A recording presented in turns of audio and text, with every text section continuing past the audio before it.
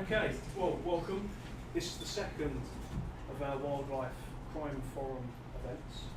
First, we had a speaker from Madrid who had written her master's thesis on intelligence and the role of intelligence in wildlife. We had a good turnout. This is an even better turnout. It's very nice to see that extra chairs needed to be brought in at the end. So I know that you're all very busy, so thank you for coming along. Last night, when I was thinking about how to introduce this particular event, and then Tracy, I thought we'd start off with a joke. So I was Googling forensics jokes, and it's quite difficult finding something funny. So I then Googled humorous forensics jokes, and all I could find was a load of old bones. I knew it would be terrible. So I'm not going to say much more, other than that Tracy is a thought leader in her field. More than that, she's very experienced. Worked for the Metropolitan Police, part academic, now City of London Police. Very much a leader in the field of forensics and investigation. So it's a great privilege to have her come and speak to us. Thank you, Tracy. The floor is yours. Thank you very much. Lovely. So the only caveat that I will say is that we don't have a huge amount of wildlife crime in the city. It tends to be more financial crime, and there's quite a lot of that. But what I'm hoping to do by describing some of the investigations and the techniques that we're using, and then how we're linking in with research, is that you might see some really obvious crossovers and different kinds of applications. So with that particular caveat, and having instilled you with a sense of awe about what's to come, I thought I'd take you through a case study, which was a murder investigation. This was the first murder I got to do all by myself. If you just have a quick glance at the slide on the back there, you'll see that these people should have been prosecuted for crimes against decorating. They have lovely orange look going on the wall, and then possibly the most hideous carpet I've ever seen. Oh yeah, you get it in all its glory now. So the reason that police were called to this particular address was that the chap who lived there called an ambulance to say, oh, my wife's just fallen downstairs. And the ambulance crew on their way to this address had a look at the number of calls they'd had there before. And there had been lots of calls by the woman who lived there with allegations of domestic violence. She'd been injured, she'd called an ambulance for herself. And so they thought, oh, fallen down the stairs, has she, that old chestnut? Right, well, we will call the police to go and have a look.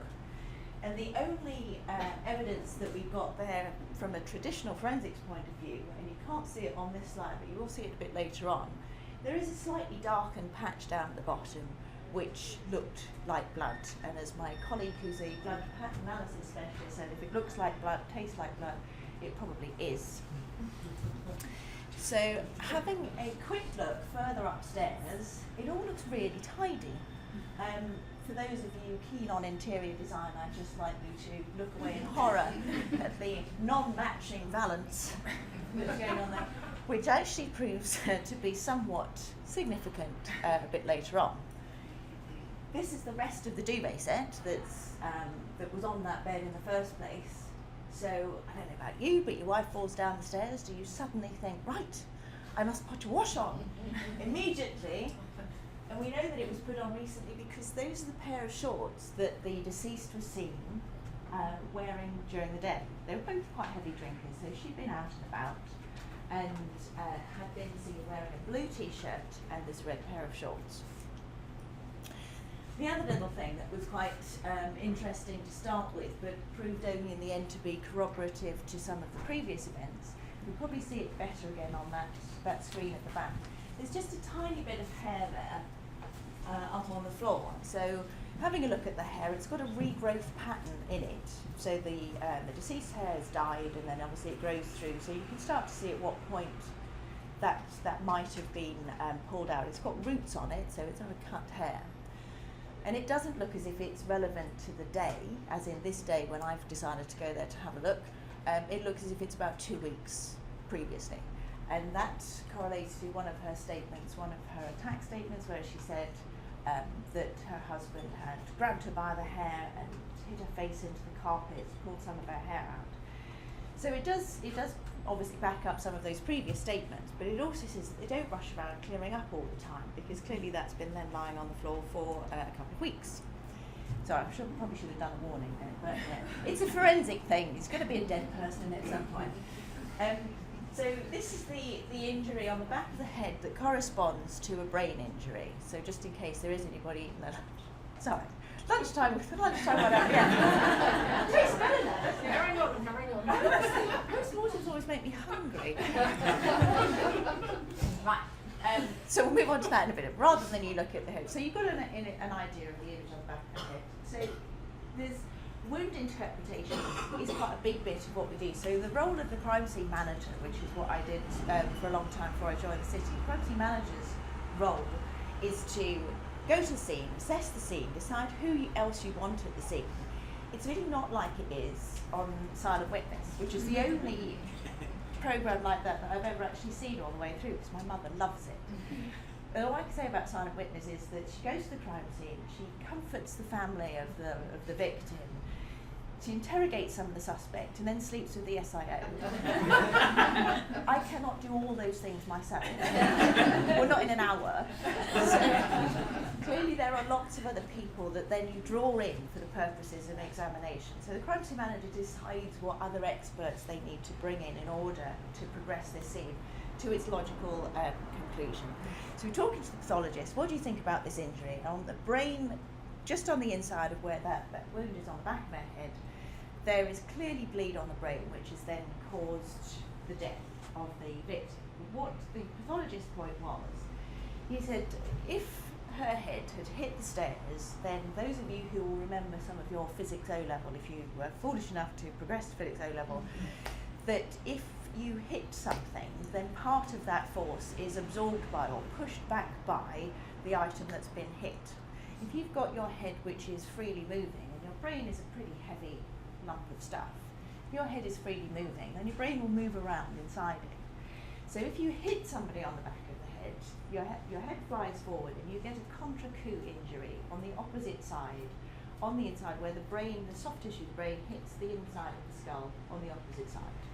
So she's got one of these, which then suggests that she hasn't sustained that injury, which corresponds to bleed on the brain, which has ultimately caused her death by falling down the stairs. So, at the time, there was a forensic science service who would provide most of our forensic requirements, but they didn't provide the thing that I thought we really wanted, which is if she has died in that house somewhere, then there should be evidence of it. What can you do in order to show me where there might be spots of blood or patterns of blood? And I actually found somebody in the Netherlands Forensic Institute who'd been experimenting with this chemical called 3-amino-thiohydrazide, which in a dilution will not destroy cells.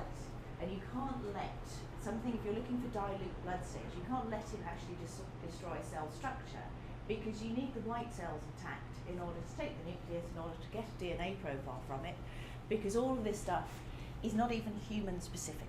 It just says, here's some blood. It forces hemoglobin to release oxygen, and it can be a colour change, or in this case, as fluorescence. So I got to come over and spray some of that around to see what was going on. So this is the stairs where she's found at the bottom. This is the area that was slightly darkened red on the red carpet. And you can see that there's spots of blood on every stair on the way down. There's also blood going around the end of the bed and then across the landing. So I would say then that she's sustained this bleeding injury before she gets to the top of the stairs, and that the fall downstairs cannot have caused her death. So very pleased with myself for this new and innovative technique. I take this to the Crown Prosecution Service, take it to court. Now, as this is lunchtime and it's now become an interactive lecture, what would you say as your defence if you were this chap? He phoned up and he said, my wife fell down the stairs. I'm now saying that she's clearly bleeding here, here, here, and then there's all this clearing up pattern over there.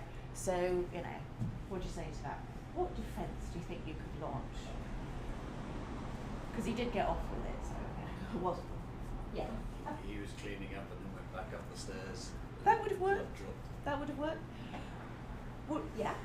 That's why she fell down the stairs. She got the head and she was bleeding, and so he was sent to kill her, and then she fell down. She was dazed. What you lot? Should any of you get involved in a crime later, it'd be hugely embarrassing for me. What he said was, but you only came round because I beat my wife up all the time. Obviously, her blood's everywhere. A bold and brash plan, but it did work. Can you age this? Can you say how long that's been there? And the answer to that at the time was no. It's really annoying because then I had to buy him a new carpet because he's been exonerated. He's an innocent man, and I've thrown chemicals all over his carpet. I spent a huge amount of time finding him a carpet that was more hideous than the one that he had before. Actually, you could feel your hair prickling as you walked, which said, right. But it did lead me on to another research project. So my job in the city, I'm Director of Forensic Services, which comprises, you saw on that introductory, very successful invitation to come and listen today.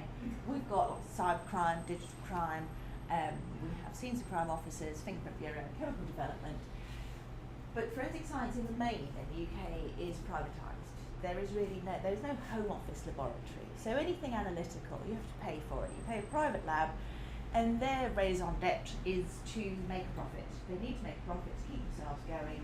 So what you can get them to do is actually quite limited, because unless they can see a turnover in it, then they just don't do it. So there are not the range of chemical tests or analytical tests or even DNA tests that I used to be able to use, because it is segmented out there. They win a contract and then they'll just do what it says in your contract I ask them to do.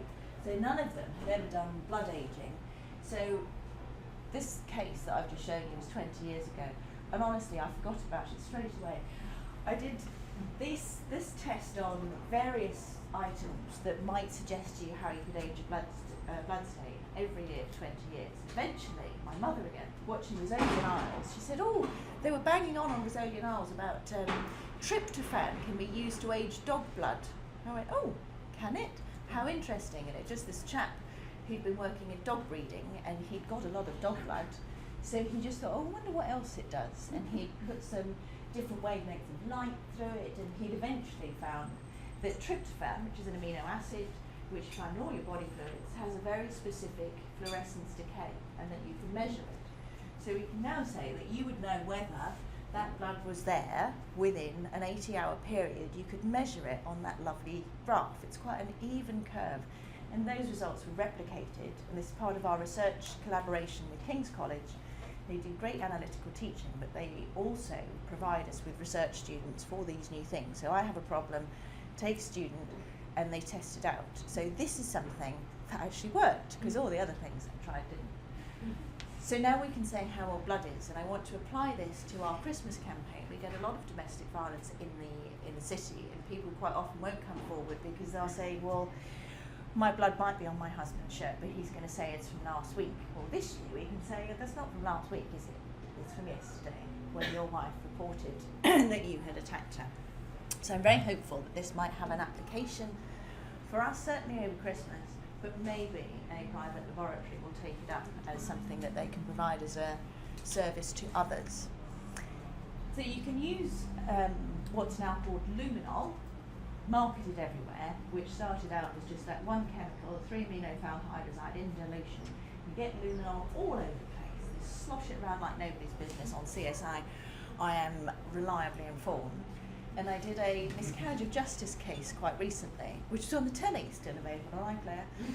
And in that, there was allegedly, this guy had put his wife's body in the boot of the car, and the police had taken the car and examined it, and didn't find anything, so they gave the car back. And then they took the car back again and examined it, still didn't find anything, so they gave the car back. And on the third time of examining it, they thought, oh, we'll have a go with that luminol stuff. So they got themselves a little luminol sprayer, chucked it all over the boot of the car, but did it so badly that it was actually dripping off the nozzle, and where the chemical was hitting itself as it dripped, it was giving these little flashes of fluorescence, which they thought then was blood in the car. So they sent it off to a forensic laboratory to examine it, and they did actually find blood in the car, but not where they had seen it. It was actually up under the parcel shelf. So it's just a sort of cautionary tale, as in people quite often think, oh, that's great, how hard can it be? I'll have a go at it, and then it all goes horribly wrong. So there are other presumptive tests which can help you identify different body fluids. This is a wonderful clip that's also available on YouTube for the presence of semen, which, as you see, will fluoresce under certain wavelengths of UV light. It's a cautionary tale. This is one of the other things which I think potentially this could have some crossover to the kind of things that you do. So, do you know how touch DNA works? Do you think you have DNA on something if you hold it? Yes? Have a guess. Do you think so? Do you think you have DNA on this or not?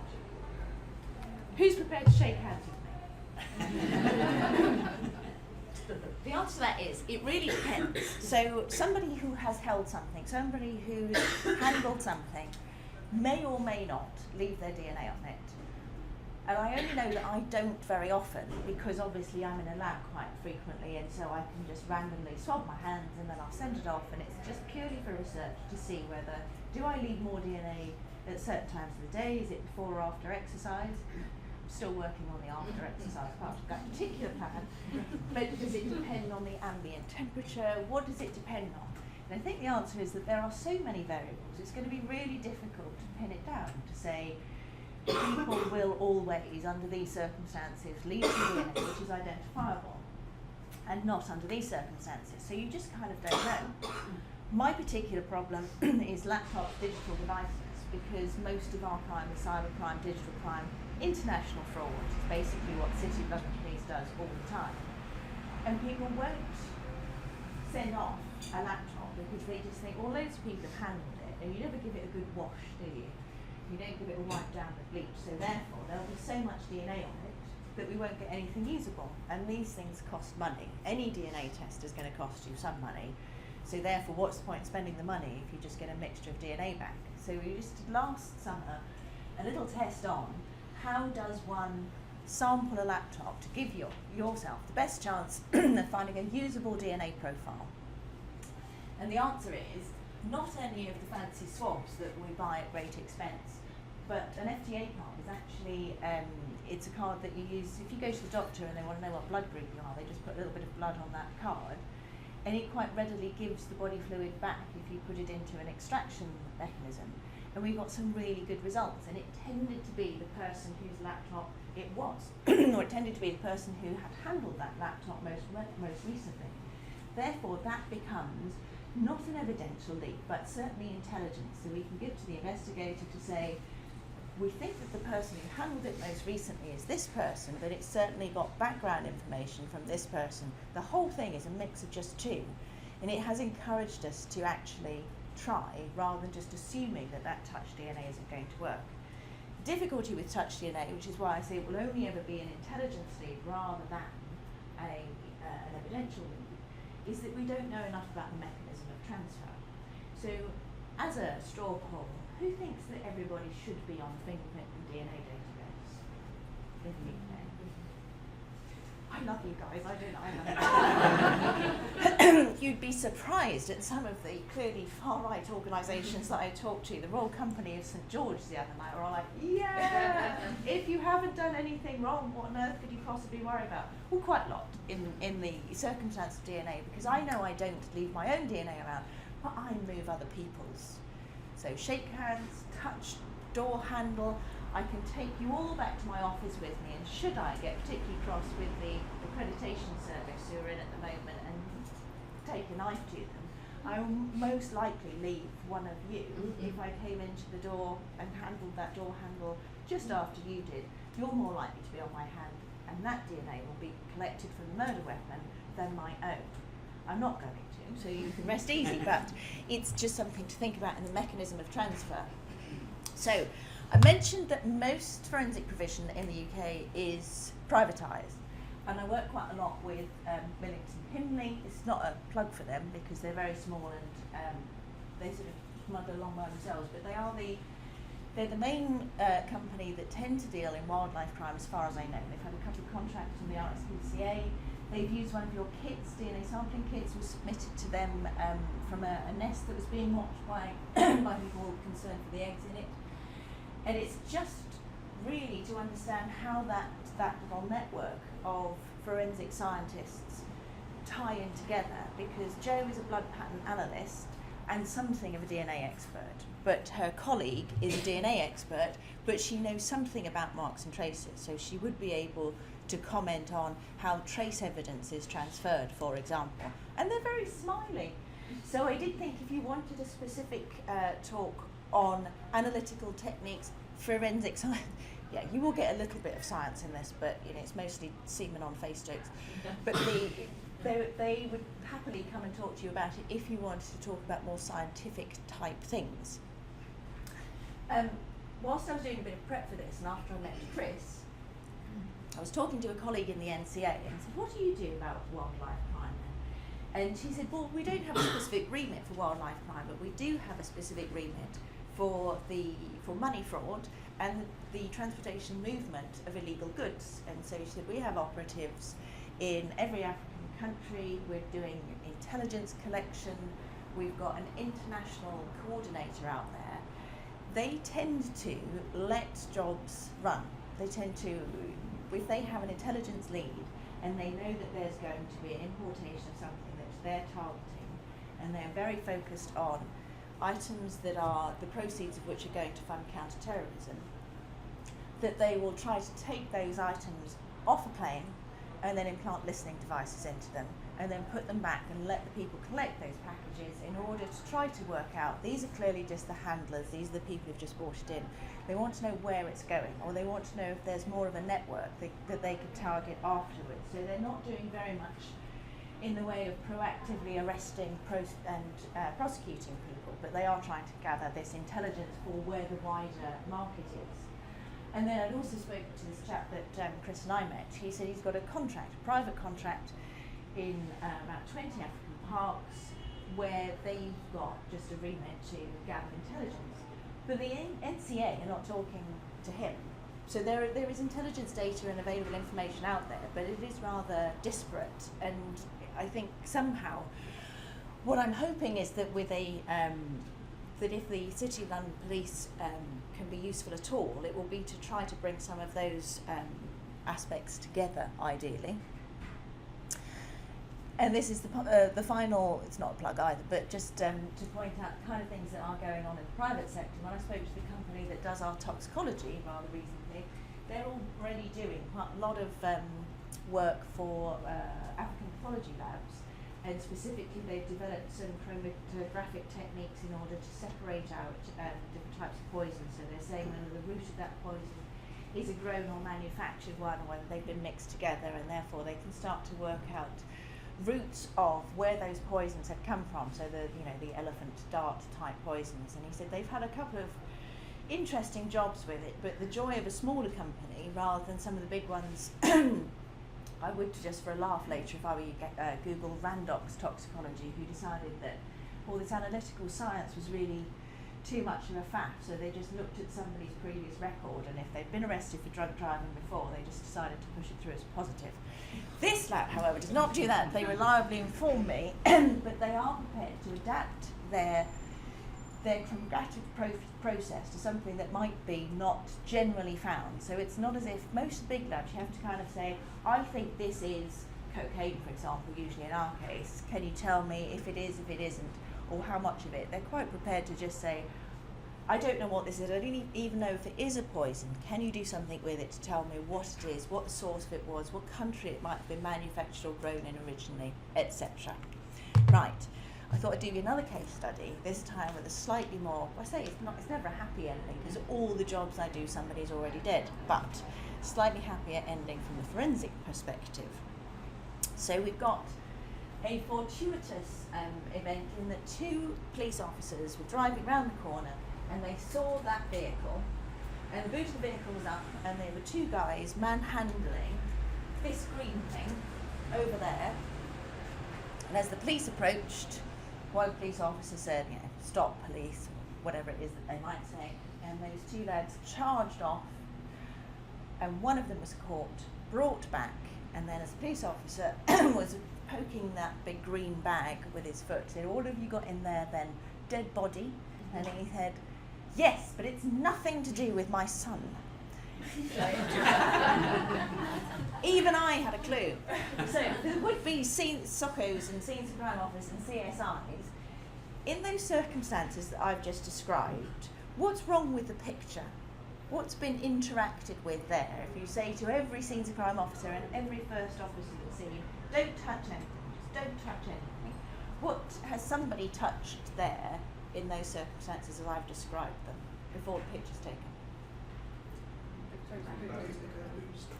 They close the boot, which is fine, as long as they just say, I've closed the boot, because both of them are standing there going, no, I didn't close the boot, no, I didn't close the boot. I used to work for a long time in northeast London. People were regularly being dumped at the side of the North Circular, invariably because they wanted to clear the traffic. They'd draw this chalk line around the body, and then you'd arrive and say, who drew a chalk line? We're not in Colombo. And then nobody would have drawn the chalk line. So I used to say that perhaps when you died unexpectedly in northeast London, the chalk fairy would visit, draw a line around your deceased body, and then flit away again. So we've got our two chaps who've charged off. Here are some handy axes that they've purchased. Knives, axes, and there's a receipt in there. I said to a class recently, what do you think you could do with the receipt? The answer being, I was hoping, well, we could see what the shop was, we could see if they bought it with a credit card, we could look at CCTV, all of these are right answers. Not, well, they're not used, so you could take them back. they're impoverished students, so you kind of get it. So our two chaps have run on that way. One of them's brought back. Sensible police officers put some gloves on, opened the bag up just to see what was in there, and he has found, I think you can probably just see there's some legs in there. So closer up, some legs. So I thought, never assume anything, I thought, well, she must have been stabbed because she was so pale. I thought bled out somewhere, but actually she was just really cold and warmed up a bit in the mortuary, and then looked a little less alabaster-like. So we've got that. We've got lots of forensic opportunities. We've got wrapping, which clearly is going to donate finger marks and so on. We've got our nice knives that have been purchased. We've also got this whopping great hole, which they dug there. Considering the frozen nature of the ground at the time, they did a really great job. And they dug quite a long way down. I think if the police officers hadn't seen them and they'd got her into the hole and covered it over, then they might well have got away with it, because it would have been a whole season before there would be very much decomposition, and then badgers and foxes might start scrabbling at it, but sometime later. Before I forget to say it, I don't know if you have any interaction with DSTL.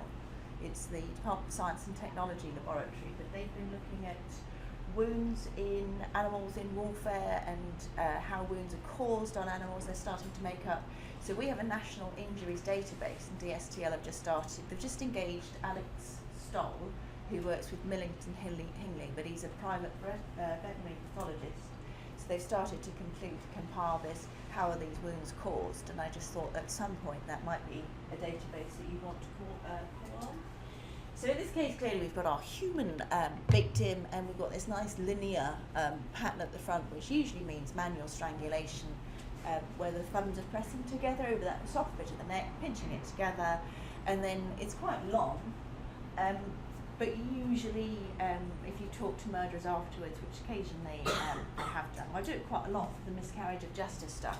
Most of them, as it turns out, are guilty after all. But why would you release and then re-grip, because you've got this movement there? And they said it's actually just quite tiring. There's no, I want my victim to suffer, I want her to watch me, I want her to wake up. Because it's quite an unnatural thing to do, and somebody's neck muscles are quite strong, and just that squeezing, they start to fall unconscious, and you sort of release your grip a bit and then squeeze again. So then that's quite a common feature. And then you've got this nice line around there, which would again suggest that generally ligature strangling that we find at some point will creep up behind the ears, because as the person drops into unconsciousness, then invariably the person is holding on from above, and you start to get something of a line creeping up in that direction. But what had actually killed this person, we've just got some blunt force trauma there, got these 3 separate wounds in the top of the head, corresponding for each of those 3 to 2 wounds in soft tissue of the brain underneath. So there are 6 wounds altogether. So what sort of an implement do you think might have caused that? Reminding you of anything? Claw! There you go. Careen. Claw hammer. So this, unsurprisingly, we thought we might go and look at the son's house. So all I will say about this cupboard is it's downstairs. Cupboard in the kitchen, which has the kind of detritus that one often has. So our deceased has allegedly, according to the Sun, the boy, not the newspaper, has, according to the Sun, just decided to go. So she's left this little note saying, John, I just can't cope. I can't cope with the baby. I can't cope with anything else. I'm just going. I need to get away for a few days. Left a little note to say so. However, she has left her clothes, her phone, her keys, and her baby, obviously. So she's just decided to disappear, and needless to say, that handwriting does not correspond in all of its features with her general course of business handwriting, which is something, although you should for evidential purposes get sent off, and we all have a little bit of handwriting analysis training just to say whether we think it is or not. I just want you to have a look at this rug here, which I'm reliably informed is a crew or undyed cotton, linen, natural fibre. And then this is their bedroom. So we're using the same technique that we had before, somewhat finessed, and I didn't like the green, so we're now making it fluoresce in lovely blue. And you can see that there is this fluorescence here to say that hemoglobin is given off oxygen as it moves around from the bathroom area into this little area here. So they've done a really good job on the clear up, because even when you know that there's something on there, you just can't see it at all. Well, there is quite a big heavy spot of blood staining on it. And in this one, you can see that there's actually some spatter, which you would get somebody well skilled in those things to try to interpret for you. The danger there is that you've got something that's wet, as in blood is wet, and blood pattern. I don't know if any of you have seen the staircase. But there's a Chinese investigator working on that investigation, which was quite a famous author in America who says that he found his wife at the bottom of the stairs. There's a theory on the internet at the moment that she was killed by an eagle, and I'm not going for that one necessarily. But there's a Chinese guy there who I know really well. He does this circuit of tours, and I saw him, seen him twice this year. I've seen him in Gujarat, I've seen him in Abu Dhabi, and honestly, he doesn't know the first thing about blood spatter. And he's saying, oh, look, she must have aspirated this blood, and she's just coughed, some blood's falling into her mouth and it's spattered across there. There are tens of thousands of blood spots at the bottom of this staircase. It's somebody doing this, mate. But anyway, he's made a career out of it, so never mind. But what if you've got wet blood? You could interpret that. You've got wet blood here, which has then been washed off with a cleaning fluid, which has then got a wet substance, the 3-aminocalhydrazide in solution, sprayed onto it. So you can't honestly say whether you think that this is a spatter pattern or whether this is just where you're spraying the stuff on there that a fine stream is actually making it move around, or at some point when the washing was going on that the blood hasn't been moved. Anyway, it was sufficient that faced with this piece of information, the boy did then say, well, it's fair cop gov. If only one day somebody would say that, but words to that effect. He said he was in bed with his wife, and they were having a row, and he strangled her to the point where she fell unconscious and she fell to the floor.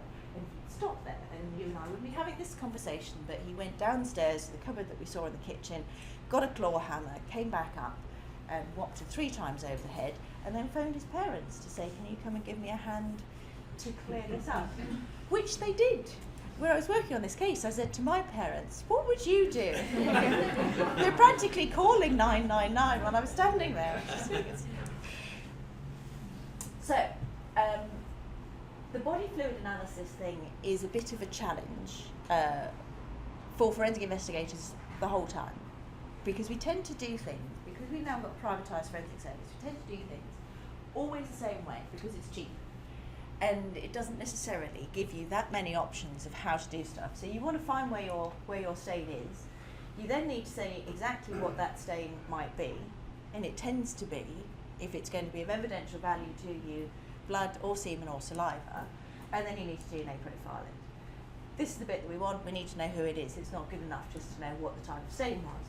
So you've got your visual light source presumptive test. You can spray your chemicals over it. You can use different wavelengths of light, but you want to end up at this point. But doing this can ruin your chances of doing that, because all of these are quite intrusive.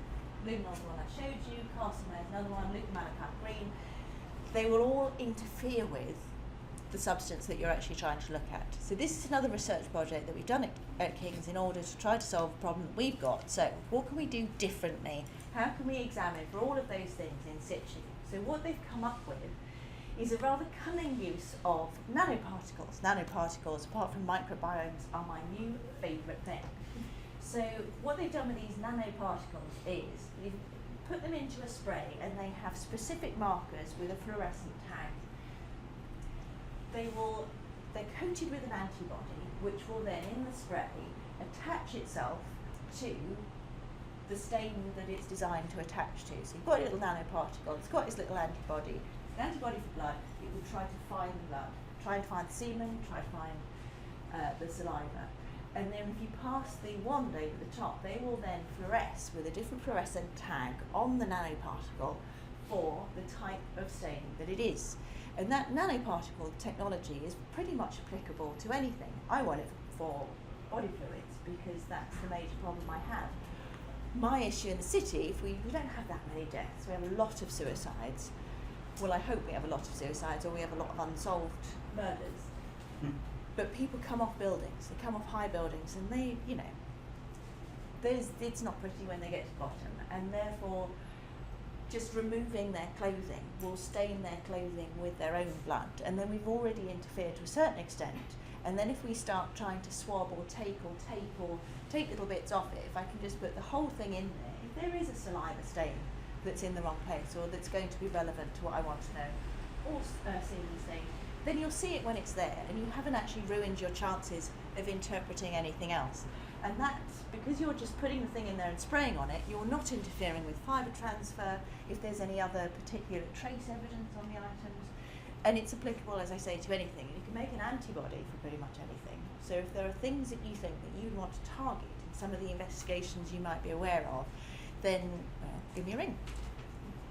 And the nanoparticle technology that you're probably aware of in its really simple form is this, which was originally a project at King's also, and it's just simply that finger marks will react differently according to what their constituents are. The main constituent of the finger mark is water, but it will also have salts in it, urine, unfortunately, all sorts of other stuff that you're excreting through your pores. And depending on the substrate, so you would generally say that for a non-porous item, that something like a metal powder, aluminium, or I prefer gold because I pay the bill and I'm allowed to use gold powder, but something that's got, if you can imagine, if you shave tiny filings of metal off, then they have quite sharp edges. So you put one coat on, and then the next coat will catch on the sharp bits of metal, and you can develop your finger mark that way. On an item which is porous, then the water content has sunk slightly under the surface, and you tend to use chemicals to bring it to the top to make it visible. Ivory is tricky because it's neither one thing nor the other really. So you want a powder, but you want a powder that will just sit slightly below the surface and then make visible the finger marks that you want to do. And it's basically an introduction to give me an excuse to talk a little bit more about finger marks, because they are one of my favourite things. Here is me on This Morning answering the question, does television in a white suit make you look fat? Definitely does. So, rich detail, definitely one of the coolest things ever. I started my career as a fingerprint expert, and I was describing to somebody, they said, oh, did it take a lot longer to search finger marks when you used to do it? And I said, well, yeah, because you'd take a form and you'd walk to the end of Scotland Yard's 6th floor corridor and take a bundle of finger marks off the shelf, and then you'd go, well, it's not that one, it's not that one. And they seriously thought I was joking. No, it was by hand. There were only 4 million sets in there at the time, so, didn't take literally all day. So you've got this lovely ridge detail. The wonderful thing about ridge detail, it's formed before you're born, and it's one of the last identifiable things that will go after death. So, and it's just simple, cheap, really simple. So you've got on here these tiny paws. This is my joke. This is my terrible joke. You have along the tops of the ridges these tiny paws.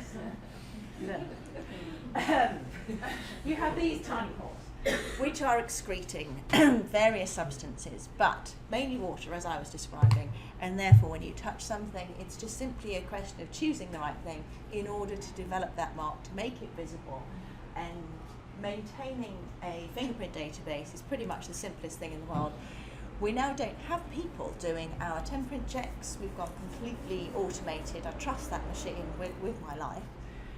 We still do have people examining finger marks from crime scenes with the collection, but most of that legwork is done by the algorithm in the first place. It will give them a short list of 30, and it is usually in the top 5 if it's there at all. So this time next year with Home Office Biometrics Programme, we will not be doing anything really with our people. I want to keep a couple of fingerprint experts, but our frontline officers now have these lovely little devices which plug into their mobile phone. They can just ask somebody to put their finger onto it. There's a slightly more finessed version of that which will analyse excuse me, at the same time whether they have any drugs of abuse being exuded in their sweat as well. I'm not quite sure of the legality of that yet, but then I'm not using it, so who cares? And then the other nice new tool that we've just purchased is e-discovery. It's because of the nature of digital devices and the amount of memory and the stuff that's on them. If you can imagine that we have a very small crime for us would be that people have set up what is, to all intents and purposes, a legitimate business. They've got offices, they're employing people, and they're paying their taxes and their bills, and it's all absolutely fine, and they're getting people to invest in whatever idea it is, and at some point they decide they've got enough money and they just disappear. If that happens, you are very unlikely to find them or any of the money. Ideally, you would go into those premises before that happens, because with our wonderful intelligence networks, we should be aware of this kind of criminal activity and arrest those people that we think are potentially responsible and that we want to prosecute. But you will have in any typical office, if you think about your offices now, you've probably got desktop servers, and then you've all got a mobile phone, and then you've got iPads, and then you've got whatever, in order to work out where those evidential chains are, and particularly in those circumstances, is this iPad that belongs to the woman who set up the office management processes, is she actually part of the scheme, or is she just legitimately employed by these individuals to run an office, doing a damn fine job? Is this guy, cleaning guy, was he actually part of it? Does he have some kind of network of criminals in Spain, and that's where all the money's going? And you can only really do that if you simultaneously identify all those potential chains and email links. So you plug all of your stuff, everything you've collected, into this e-discovery tool, and then you put into it various keywords.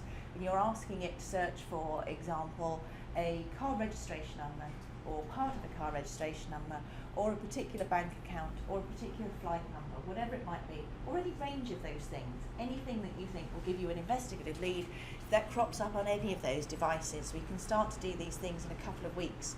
When I first joined the city, an investigation like that would take 3 or 4 years. You have to copy the data before you can interrogate it, and by the time you've done that, it's almost too late to get a prosecution through the Crown Prosecution Service, because they will, quite rightly, say, if it took you 3 years to get the evidence against these people, how can they possibly launch a staunch defence of themselves? It will take them another 3 years to defend themselves against your evidence, because they'll have to do the same thing. So there are lots of those types of frauds which are just not prosecuted at all, but e-discovery does. Right, I'm going to finish with some cold case, because they're my favourite thing, but hopefully it will illustrate that it doesn't matter how long after an event has occurred. This is a hairband from a murder in 1966, and I was doing a reinvestigation into it because I like cold cases, and we just had another little look at the headband and also this this fertilizer sac that was covering the body of a young girl. I think she was 17, and she was found killed in a shed in farm buildings in a small village in Oxfordshire. The reason we were targeting that was that the blood from there and on the hairband had been excluded as being hers, and it had also been used as part of an area screening test. 1966, some time before anybody had even thought about DNA, but they did know about blood groups, so they just asked every male in the village and surrounding area to give a blood sample, and they had got quite a strong suspicion that it was this particular chap. But this bag and that hairband had just been stuck in a cupboard since 1966, and it yielded a full DNA profile for a chap who was actually already in prison for killing 2 little girls in the same village in 1967. But he was just applying for his release license, and now he's not, so that was good.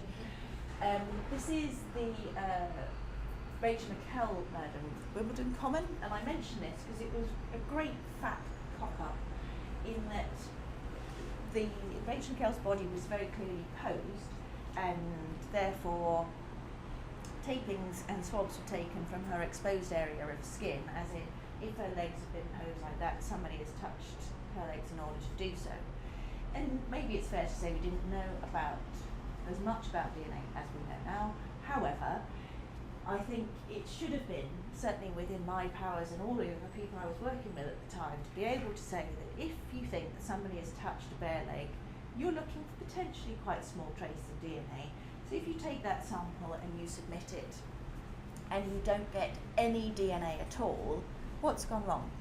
Because you must have her. If you take a swab, you take a piece of tape and you put it on somebody's bare leg, and then you put it in for DNA profiling, she must be there, even if you don't get anybody else. If you get flatline, you've done something wrong.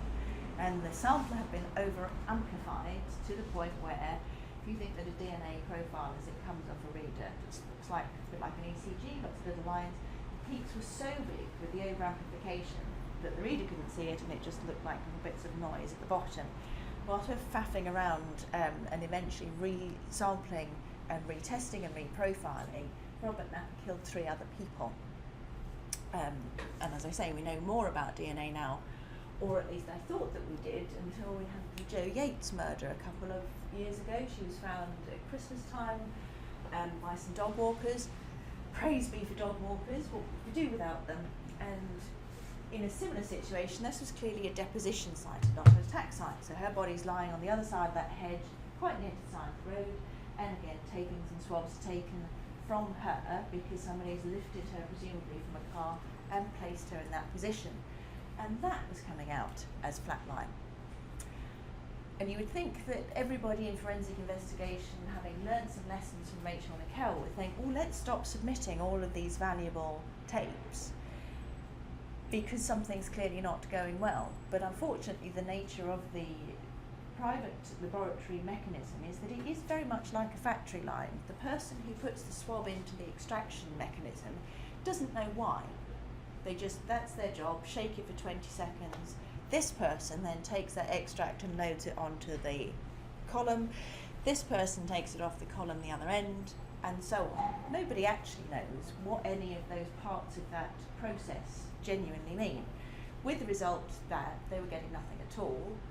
Fortunately, there are some older folks working at the lab where this happened, me included, that were going, no, that can't happen, that can't happen, that can't be right. And what we realised was that it was very cold, the roads had been gritted, and as the cars had driven past, they were throwing a fine spray of salt over the body, and salt is an inhibitor to the PCR bit, the polymerase chain reaction, where you copy DNA to make there enough for you to make a profile from. So we thought it was replicating itself, and we were getting nothing at all. Anyway, in that time, her neighbour, I think, was arrested and vilified in the press until eventually the right chap was found. And then I think I'll finish with, well, it's as good as a good news story as you get. It's the only miscarriage of justice case I've ever worked on where the people that have applied to us have actually been released from prison. So these 2 guys were convicted in 2000 for killing Rachel Manning in Milton Keynes, and this is definitely the murder weapon. There's a piece of broken yellow plastic there which was embedded in her skull, so we know that's what was used. And the end of this was examined at the time for touch DNA, and they found nothing, and it had been over-amplified. Think about how long ago Rachel Nickel was, in 2000.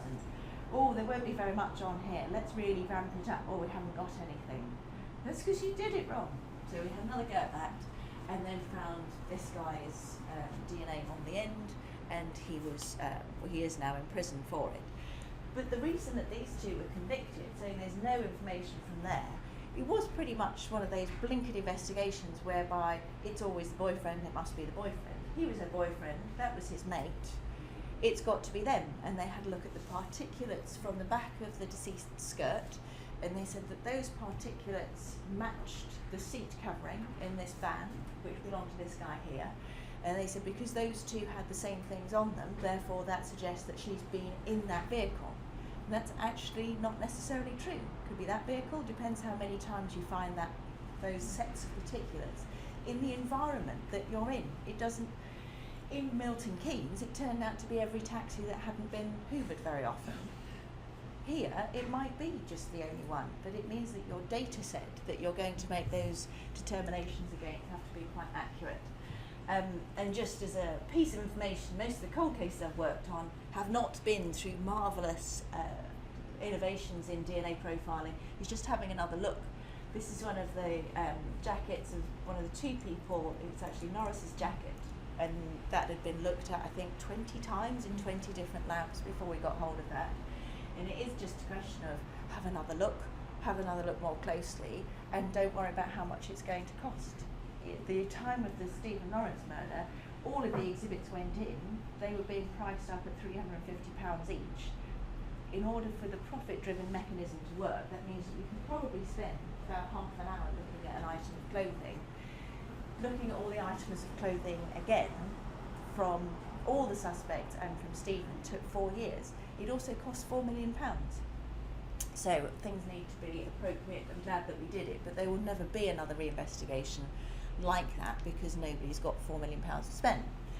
And finally, a salutary lesson about contamination. This is a pathologist who we happen to know did quite a few homicide investigations because we found traces that were clearly from him. He used his same pair of marigolds, and he liked wearing that pair of marigolds, and he wore them at every single crime scene. So once we've worked out who he was, it's basically to say that contamination doesn't matter if you know about it. If you know that something might have been contaminated, it doesn't mean you shouldn't do the investigation, it just means you need to account for it. Clearly now we go to great lengths to cover ourselves up, even covering up our little doggy footpath. It doesn't make everybody do it properly. So horrified when I saw that picture. I now have black gloves. Why do I have black gloves? They go with everything. And these are for no reason at all. My friend who put slides together said, "Can I put this in?" And yeah, why not? Go on then. The principle is there. The main reason that cases are not reinvestigated for us, and I basically say this, should you ever be involved in a prosecution, is that there's no automatic right post-conviction to the items that you would need in order to prosecute somebody. It's basically just have a look at the Nunn judgment. People are prosecuted wrongly, it's very unlikely that's going to be changed. And to a certain extent, in some cases does it matter, but it does matter if the person who is actually responsible for it has not been prosecuted. Doing things after a case has been to trial is practically impossible, and I leave you with the wonderful fact that genetic profiling, we can now do a whole genome sequence at King's in the lab in a day. I think when I first knew that you could do a whole genome sequence, it had taken 5 years or something like that. So in a very small amount of time, we now know that Richard II had blonde hair, the lipstick is my interpretation. But I think you take point and the principle. You also blue eyes, who'd have thought it? He doesn't look half so threatening. So, my final salutary wildlife crime, how true that is. And you've got 2 minutes to get back to work, I think. So, thanks very much.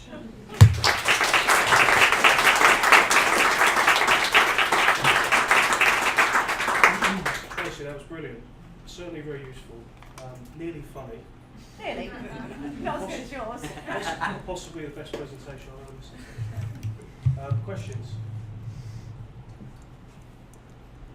done to my eyes. Okay. Can I just ask one? The at the elephant fingerprint bit. Yeah. So you said is that nanoparticles as well? Yeah, so the powder is actually made of nanoparticles. They're ground like that. So normally you'd use a carbon powder or a metal powder, and it is a nanoparticle powder.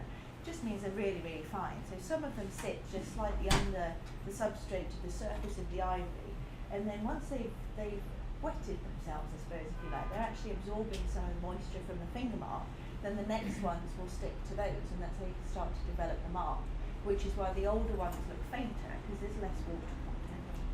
And is that published? Yeah, it's published paper. I think there's been 14 prosecutions with marks developed in that way, all at Heathrow, but they were Met Police jobs. Met Police doesn't have a wildlife crime thing anymore, but if somebody's throwing it at you, then they did actually progress with some of those. And the guy whose idea it was works in the Met lab.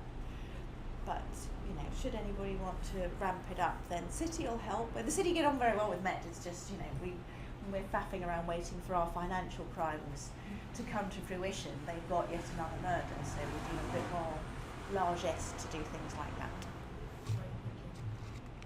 Sherlock Holmes, I think. No, it's essentially about the mixed results on elephant ivory in the past. I know from problems by lifting or fine processed ivory and the end of the marks. Explain this as a new process. Yeah, and it's also, so there are slightly different powders that you would use depending on whether it is completely raw, unprocessed at all, really easy on the polished, because it just, and exactly. So it's just selecting the appropriate powder to do it will improve your results, but that basic one tends to work for everything, which just makes it less complicated. If it's on there to lift, the only thing you could do better than that is to chemically develop the mark on it, and that's just not practical in the field. But it would work here. If you had seizures here, then obviously just send them in somewhere. Yeah. Thanks very much. That's really fascinating and very funny. Good. In terms of to what extent does the privatisation of the forensic service influence which cases will have forensics privacy? Depends which force you are in, really. Sorry, do carry on. Yeah, no, I suppose it kind of follow on to that is, obviously in our field, there'll be a lot of institutions which wouldn't be accessible to conservation organisations.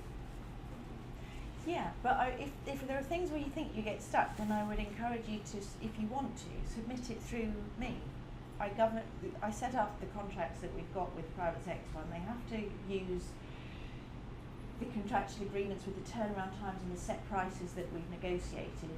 There is no caveat that says that I can't submit things from other related organisations. We can put together a memorandum of understanding or something, rather than you try to do it, because I spoke to an organisation recently who asked for some marks to be chemically developed just on some paper. They charged them £3,500. It takes 10 minutes. We can do things like that free of charge. If it's something that needs to go out to a lab, then you may as well use our contracts to do it. And if it's not something that I think one of the private labs can do, that's where the research thing comes in, because King's has an accredited lab, and there are other university setups with accredited analytical sciences. So we can send it to another academic body and get it done if a private provider doesn't do it. It's just knowing who's doing what and how good they are at it.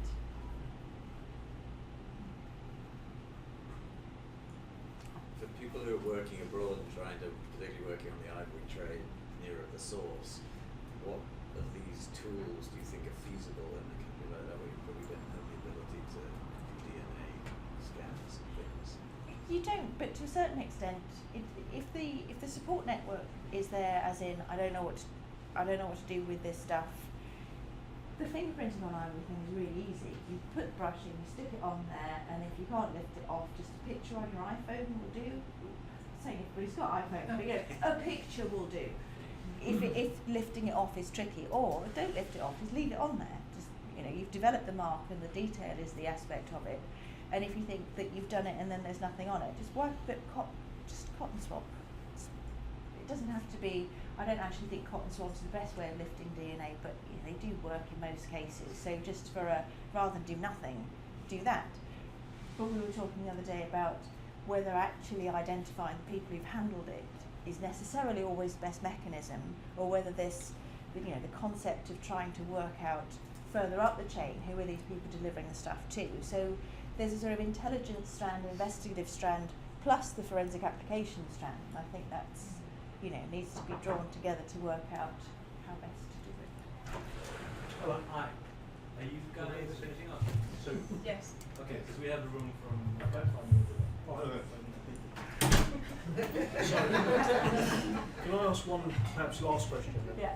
Why did you get involved with this film? To be honest, it was a bit of an accident.